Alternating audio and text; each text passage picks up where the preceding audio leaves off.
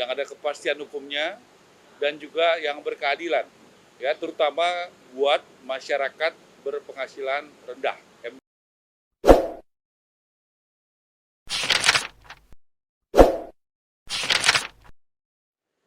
Ya, tadi kami melaporkan kepada Bapak Presiden bersama Ibu Menteri Keuangan, Bapak Wakil Menteri Keuangan Pak Suharsil, Bapak Mendagri Pak Tito, kemudian juga Bapak Menteri ATR Pak Nusron, kemudian Bapak Menteri Bappenas, kemudian juga Dirut BTN,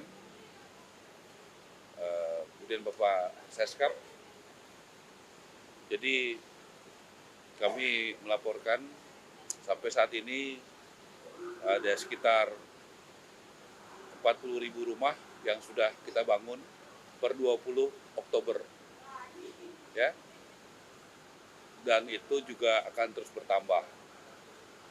Mengenai lahan, kami mendapatkan arahan yang sangat jelas bahwa memang lahan-lahan yang ada, misalnya dari Kejaksaan Agung, dari tanah-tanah hasil korupsi yang disita, kemudian juga dari BLBI, kemudian juga dari yang HGU-nya sudah tidak diperpanjang, dan berbagai jenis lainnya, itu akan masuk kepada Dirjen Kekayaan Negara, kemudian ke Bank Tanah, kemudian akan diproses lebih lanjut bagaimana kita akan membuat skema yang legal, yang ada kepastian hukumnya, dan juga yang berkeadilan. Ya, terutama buat masyarakat berpenghasilan rendah, MBR, yaitu yang berpenghasilan 8 juta ke bawah. Jadi kita akan membuat skema itu, kemudian juga mengenai pembiayaan, kita bersyukur karena kita sudah bisa memberikan kepada masyarakat yang tidak punya gaji tapi punya penghasilan, seperti bapak penjual bakso, bapak penjual sayur, ya, dan sebagainya, itu tidak punya gaji tapi punya kegiatan usaha. Kita membuat skim cara sehingga rakyat juga bisa memiliki rumah dengan yang memiliki penghasilan tadi. Ya, dengan cara-cara mensupervisi, mendampingi, melihat kepada tempat jualannya dan sebagainya. Itu menjadi perhatian Bapak Presiden. Artinya keadilan itu harus dijalankan bukan hanya kepada yang punya gaji, tetapi juga yang tidak punya gaji, tidak bersifat pegawai, tetapi yang bergerak di sektor informal. Itu menjadi perhatian beliau. Kemudian juga tadi kami laporkan, kurang lebih nanti tanggal 20 Januari itu 3 kali 30, 90 hari, ya, ada beberapa kebijakan di pemerintahan Presiden Prabowo yang pro rakyat yang sudah kami lakukan berkat dukungan kerjasama dari Kabinet Merah Putih secara tim, karena kami diminta kerjasama dengan tim Bappenas, ya, Mendagri, Menteri Keuangan, ya, ATR, dan lain sebagainya, semua mendukung. Seperti satu, kita sudah membuat SKB, Mendagri, Menteri PU, dan kami, yaitu bagaimana BPHTB itu bisa 0%, yang harusnya bayar 5%. Dan itu sangat membantu rakyat. Yang kedua, PBG untuk bangunan gedung, ya, itu juga 0%. Kemudian juga PPN 6 bulan ke depan untuk rumah yang di bawah 2 miliar itu 0%. Ini adalah sesuatu yang tadinya bayar, sekarang menjadi gratis buat rakyat. Rakyat yang mana? Rakyat kecil yang berpenghasilan tadi MBR, ya, berpenghasilan rendah. Jadi seperti arahan beliau, kebijakan harus kepada pro rakyat, dan kami jalankan. Kemudian kami juga sesuai arahan Bapak Presiden sudah membuat kebijakan yang mempercepat urusan rakyat, yaitu dulu tuh namanya IMB, sekarang PBG. Tadinya 45 hari, kita sudah buat SKB itu menjadi 10 hari. Dan rencana minggu depan bersama Pak Mendagri, juga saya undang Bapak Bappenas, itu sudah bisa menjadi 4 jam.